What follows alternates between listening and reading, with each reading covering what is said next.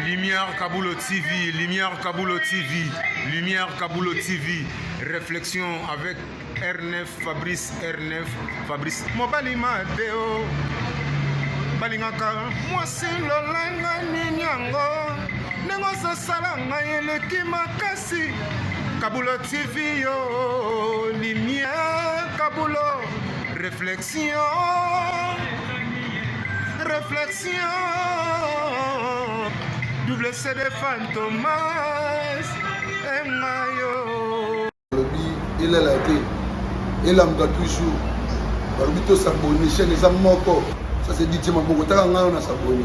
Bon, mon yango, YouTube, aux Zawana, Moko Gaga, réflexion, trop bandé, réflexion, lumière Kamboul, Yangwana, Balai qui est ça la biso bien.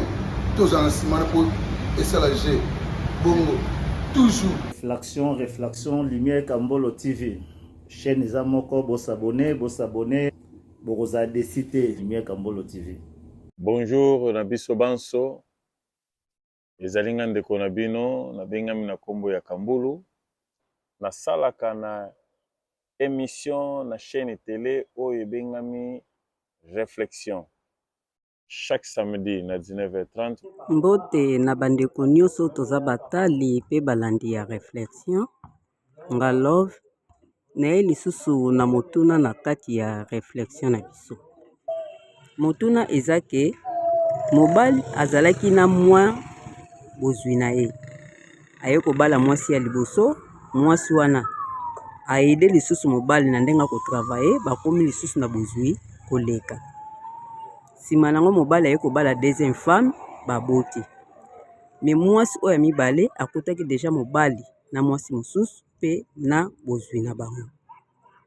Kolala kolamuka mobali aye kokufa. Motuna eza eske mwasi wana ya mibale aza na droit na bomengo mobali ou bien aza na droit te? Parce que tango abalanaki na mobali akutaki deja mobali na mwasi mosusu pe mobali deja aza na bozwi na ye. Ye pe babali ye aboti mais ye kosala ke mobali akufi. Est-ce que mwasi wana aza na droit na bomengo mobali ou bien aza na droit te? Yango nde eza motuna na biso na kati ya réflexion. Eza na pona motu nyonso oyo amoni ke aza na réponse ekozala malamu pona kosangisa baide.